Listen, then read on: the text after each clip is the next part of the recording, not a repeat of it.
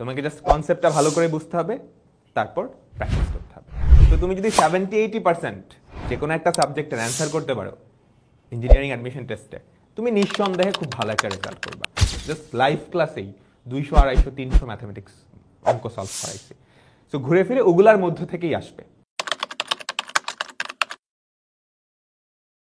বুয়েটের এক্সামে ম্যাথস আছে 14টা, ফিজিক্স আছে 13টা, তাই না? 140 নাম্বার হচ্ছে ম্যাথামেটিক্স। আর প্রত্যেকটা ইউনিভার্সিটিতে হয় কেমিস্ট্রি আর ফিজিক্সের সমান আসে ম্যাথ, না হলে ম্যাথস বেশি আছে। সো ম্যাথস কিন্তু ইঞ্জিনিয়ারিং অ্যাডমিশন যারা নিবা তাদের জন্য সবচাইতে ইম্পর্ট্যান্ট চ্যাপ্টার। আর এখানে ধরো থিওরিটিক্যাল পার্ট খুবই কম, তোমাকে জাস্ট কনসেপ্টটা ভালো করে বুঝতে হবে, তারপর প্র্যাকটিস করতে হবে।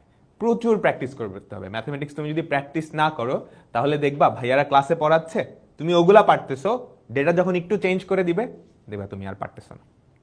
ঠিক আছে?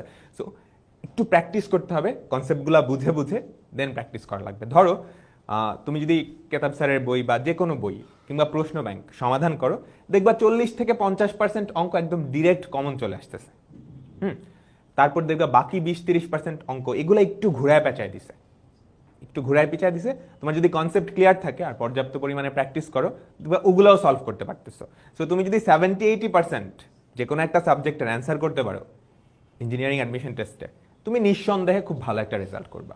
তারপর থাকে আর বাকি যেই 20%, ওগুলা একটু টাফ অঙ্ক, ওগুলা একটু দেখবা অন্যরকম দেয়, যে ইনস্ট্যান্টলি ধরো বুয়েটের পরীক্ষায় 3 মিনিট টাইম থাকে একটা রিটেনের জন্য, যেগুলোতে এমসিকিউ হয় সেগুলো বেশ কম টাইম থাকে। সো একদম নতুন এবং অন্যরকম কনসেপ্টের অঙ্ক দিলে ওগুলা সলভ করা আসলে একটু টাফ হয়ে যায়। সো বাকি যেই 20% বা 10% ওগুলো হচ্ছে বাকি যারা আছে, ধরো নর্মাল একদম তুমি বইতে চান্স পেতে চাও, একদম টপ ফার্স্ট সেকেন্ড থার্ড বা টপ 10-এ যাইতে চাও না, ওদের জন্য ওগুলা মানে টাচ করারই দরকার নেই। অ্যাডমিশন টেস্ট কিন্তু এরকম একটা জিনিস যে তুমি যত ইন্টেলিজেন্টলি স্কিপ করতে পারবা তোমার চান্স পাওয়ার প্রবাবিলিটি তত বেড়ে যায়। ধরো তুমি কোনো একটা অঙ্ক অনেক কঠিন আসছে, তুমি জানো এটা করতে গেলে ঝামেলা হবে, প্যাচ লাগবে, সো ওটা না করে ওটা স্কিপ করে তুমি যদি সহজগুলো অ্যান্সার করে দিয়ে আসতে পারো, সহজগুলা যেগুলো তুমি পারো, যেগুলো বইয়ে আছে, যেগুলো আমরা ক্লাসে করাইছি, ওগুলো যদি অ্যান্সার করে দিয়ে আসতে পারো, তাহলে দেখবা তোমার খুব ভালো একটা পজিশনের চান্স হয়ে গেছে।